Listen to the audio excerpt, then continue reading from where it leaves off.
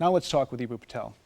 Eboo, great to have you here today. Good to be here, Dan. Thank you. I'm reminded of our first meeting 3 years ago. You were one of our first Muslim guests on 30 Good Minutes. And I think we've come a long way with this program of really consciously addressing interfaith dialogue and interfaith issues. So I thought we might start by asking you the question, where do you think people are at with interfaith literacy in general? And define it, because we need help with that. Right. Well, I define interfaith literacy as an appreciative knowledge of people's different religions, including your own. And the purpose of interfaith literacy is to give us the type of knowledge that would help us come together from different religious backgrounds. I think there's 3 parts to this. Number 1, what I call knowing the theology of interfaith cooperation in your own religion. What are the scriptures, the stories, the heroes that would inspire? That one is so needed. I mean, so many Jews know more about Buddhism than they knew about Judaism. Right. And part of, I think, why Jews are attracted to Buddhism is because there are impulses within Judaism, right? Course. The theology of interfaith cooperation, of reaching out within Judaism, and it exists in Islam, in Christianity, in Hinduism. So knowing that theology within our own faith that would inspire us to reach out, I think is important. The second thing is there's a wonderful history of pluralism and tolerance in our nation.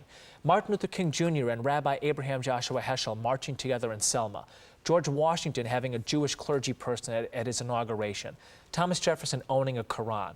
This is the history of pluralism in America. We ought to know that. And finally, I would say we ought to know the shared values between different religions. How do our different world faiths, Islam, Christianity, Judaism, Buddhism, Hinduism, how do they speak to mercy? How do they speak to compassion? How do they speak to service? Those are the 3 things that I think make up what I would call interfaith literacy. And I'm convinced that if we had widespread interfaith literacy in America, we wouldn't have challenges between different religions. I want to touch on point 2 that you made, because I think I'm always confused about it, and I'm always trying to press it.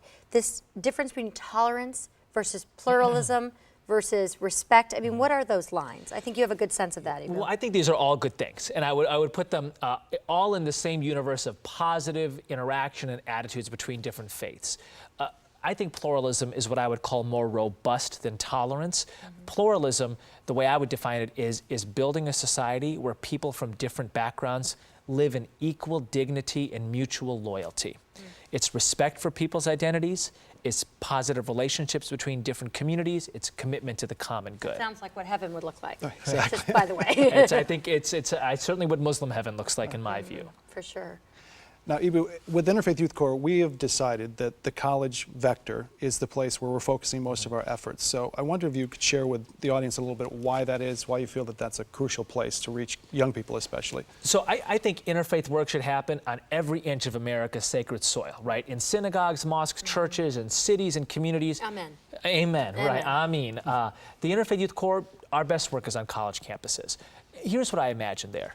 I think that when college presidents are handing diplomas to their graduates from, Tufts University to the University of Washington, they should be able to look that graduate in the eye and say, I trust that you have a basic fluency in interfaith literacy. Every graduate of every university in America should have a basic interfaith literacy.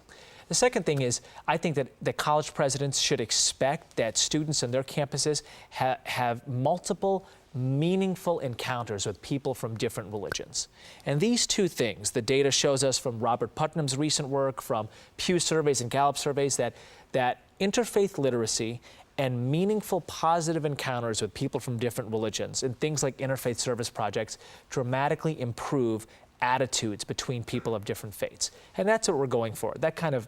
So simple. I mean, It's if simple. they just interact we with know each it other. Works. These are the 2 things that work. If you have positive knowledge about other religions and how your own religion connects with that, and if you have positive, meaningful encounters with people from different religions, you dramatically improve your attitude towards different faiths.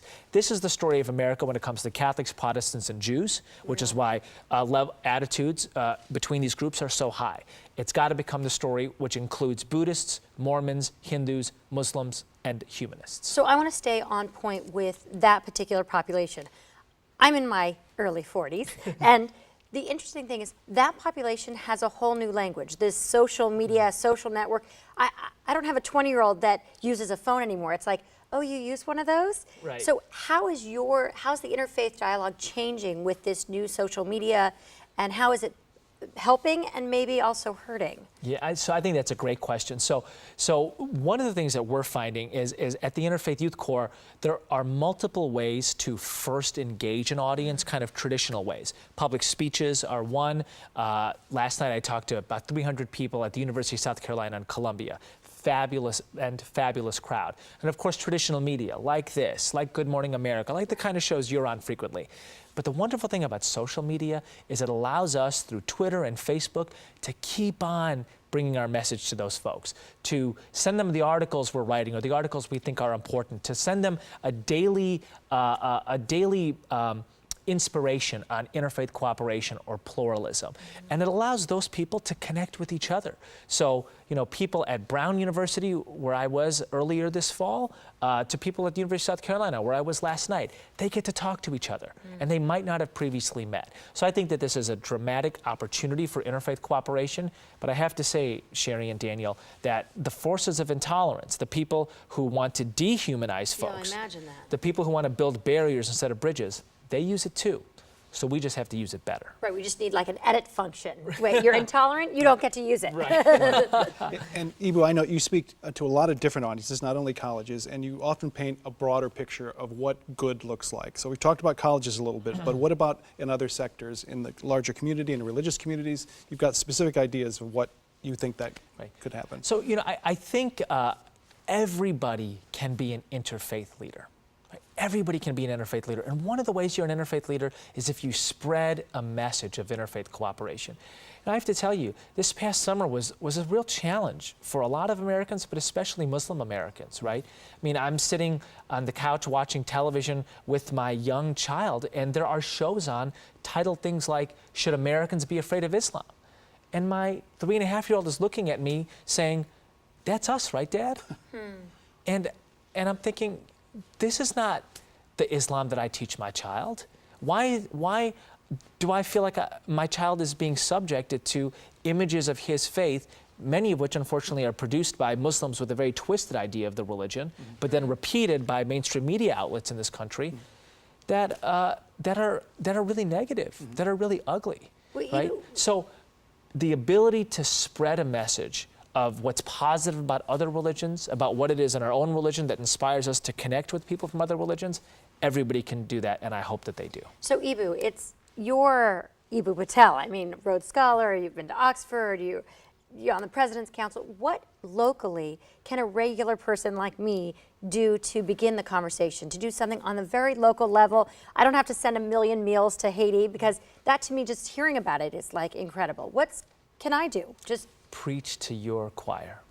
And if your choir is your kids, if your choir is your friends, if your choir is your choir at church, tell your choir what it is that inspires you to build bridges of interfaith cooperation.